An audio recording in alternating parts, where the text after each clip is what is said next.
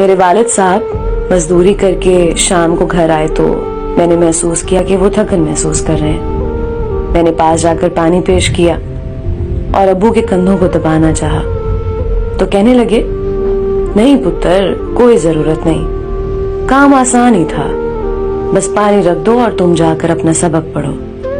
میں ابو کے کہنے پر دوسرے کمرے میں چلی گئی اور امی سے کہا کہ امی ابو کا خیال رکھا کریں، آپ تو انہیں بالکل ہی نہیں پوچھتی، جیسے وہ صرف پیسہ کمانے والی مشین ہے۔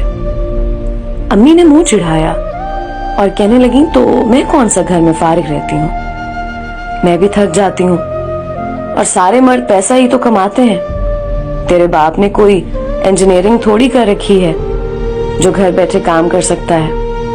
میں امی کی بات سن کر حیران ہو کر اپنے کمرے میں چلی گئی اور سوچنے لگی کہ میرے گھر میں جو کھانے پینے کا سامان آتا ہے وہ ایک ایسا شخص لاتا ہے جس نے کبھی تھکن محسوس نہیں کی، اور اس کی بیوی اسے پانی دینے کو تیار نہیں۔ مجھ سے رہا نہ گیا، میں ابو کے کمرے میں گئی۔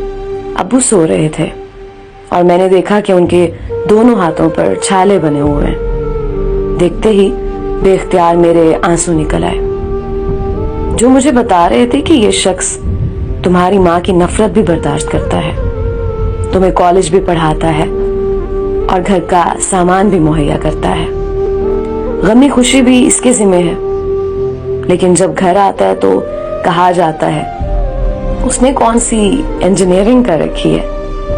وہ میری ماں ہے، میں ان کو صرف سمجھا سکتی ہوں، ان کی گستاخی نہیں کر سکتی، لیکن یاد رکھیں باپ ہمیشہ گھنے سائے جیسا ہوتا ہے۔ اگر ماں کے قدموں تلے جنت ہے تو نبی کریم صلی اللہ علیہ وآلہ وسلم نے فرمایا کہ باپ اس جنت کا دروازہ ہے۔ اپنے جیتے جی والدین کی خوشی کا باعث بن جائے، ان کی عزت کا خیال رکھیں، مرنے کے بعد آپ کے آنسو ان کے کسی کام نہیں آئیں گے۔